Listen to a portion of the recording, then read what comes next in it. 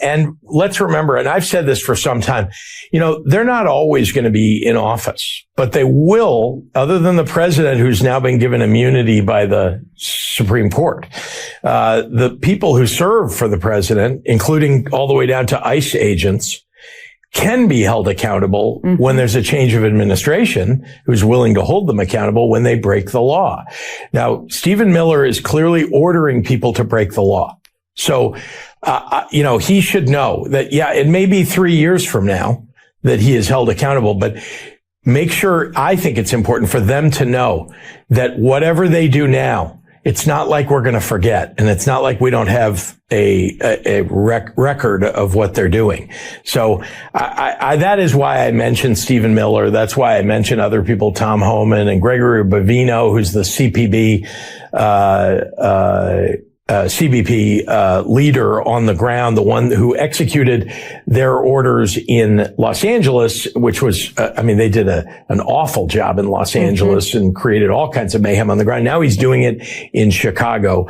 And so all these people need to recognize that, you may have immunity because Donald Trump's willing to pardon anybody that's carrying out his unlawful orders, but you're not going to have it under another administration. The question we must ask ourselves is simple but profound. When this Trump administration ends, will future Democratic administrations have the courage to hold people like Stephen Miller, Christy Noem, Tom Homan, Pete Hegseth, and Pam Bondi, Kash Patel, accountable for the crimes they are now committing? A serious question when we get out of this Trump regime. Will future Democratic presidential administrations prosecute people like Christy Noem, Stephen Miller, Tom Homan, Pete Hegseth, Pam Bondi for crimes? Not just any crimes, serious crimes, war crimes, murder, kidnapping, mass murder. Or would another Democrat administration pussyfoot around like Biden Attorney General Merrick Garland did that allowed Trump to get away with his crimes? The crimes currently being committed by this Brady's bunch aren't just any crimes. We're talking about war crimes, murder, kidnapping, mass atrocities carried out under the guise of authority. Their head of the family, Trump, might have special immunity as bestowed on him by the corrupt right-wing Supreme Court, but his underlings do not. Unless, of course, knowing the crimes they've committed, Trump is going to dish out a blanket immunity on his way out the door. That's if he even leaves the White House this time around. We've seen Democratic leaders, some of whom are positioning themselves for the highest office in the land, speak openly about the need for accountability. They're making it clear history is watching, and so are we. Whatever crimes are committed today will not disappear tomorrow. The record is being kept, and when the pendulum swings back, those responsible will answer for their actions. This is why the work of the Pushback Network is more vital than ever.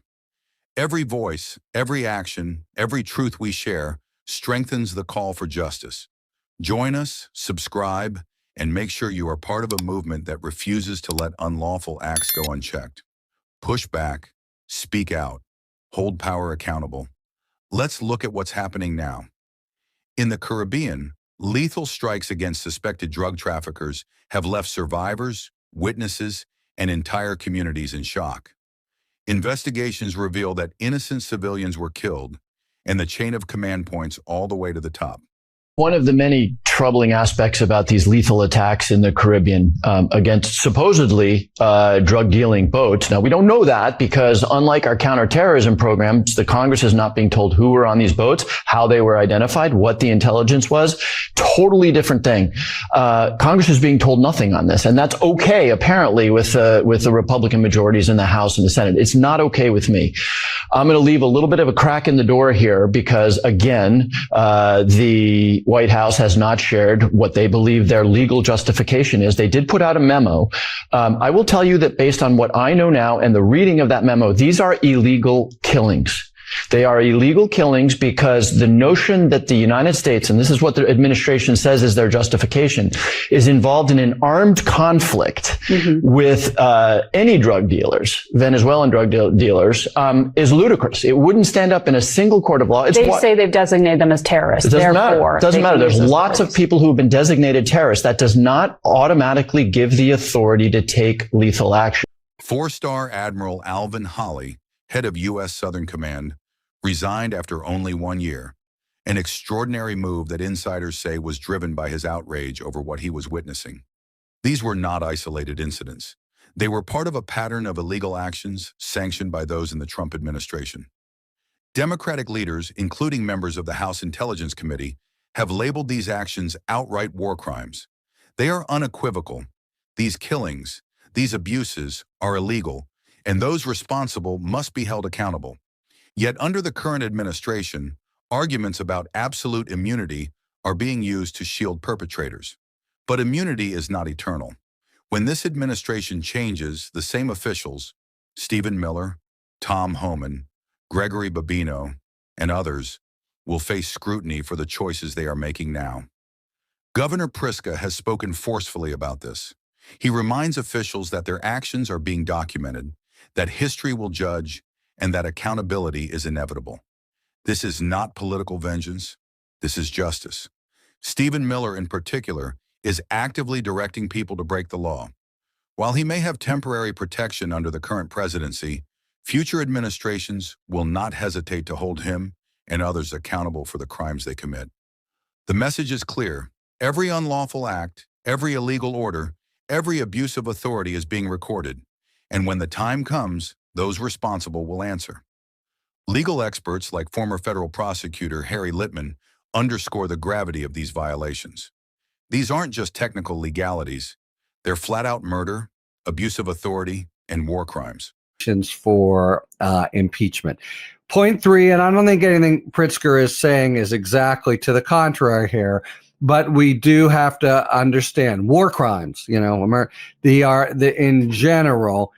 When it comes to criminal courts, people who are found to be acting within their official duties, and that's not simply are they doing something legal or not, but are they, basically, and we've seen this again and again with Trump, they will typically have immunity under U.S. law. So as flagrant and kind of stomach-wrenching as it seems, the general idea that going all the way down to the agents dropping the bomb, there could be a crime charged, is, I think, overstated. Although in general it's a piercing of immunity to show that the official really knew they were violating the law, couldn't have a good faith excuse. And you tell me, but Stephen Miller now is having this really put in front of his face that he is, doing something without legal justification. The law may offer temporary shields under U.S. statutes for those acting on official orders, but deliberate bad faith violations, especially those targeting civilians, pierce any claim to immunity. We've seen it before. The Trump 1.0 era was marked by visible, blatant lawbreaking. The DOJ, under independent investigators, acted decisively, prosecuting everyone who went to trial and achieving convictions. Yet with a stroke of the pen, some of those hard-fought victories were undone. The lesson is clear. The law works when we enforce it faithfully, without fear or favor. And that is exactly what Pritzker and others are warning today. The officials carrying out these unlawful orders, the architects behind illegal policies, the enablers of violence, they are being watched. They are on notice. History will not forget, and neither will the people of this nation. Whatever you do today, whatever orders you give, whatever actions you take, remember this: the law will catch up. Stephen Miller, Tom Homan, Gregory Babino. These names are not abstract. They are real people doing real harm, and accountability is coming. This is the message we must amplify. The time for complacency is over. Every step, every policy, every abuse of power must be documented. Every voice speaking truth is part of the safeguard that ensures justice will prevail. The choices we make now, the courage we show, the refusal to look away. This is what preserves our democracy. And when justice is served, it will not be revenge. It will be law, applied fairly, without fear or favor. This is why independent media, this is why the Pushback Network exists, to keep the record clear, to amplify truth, and to ensure that power is held accountable. Don't let this moment pass. Subscribe, share, and join the movement.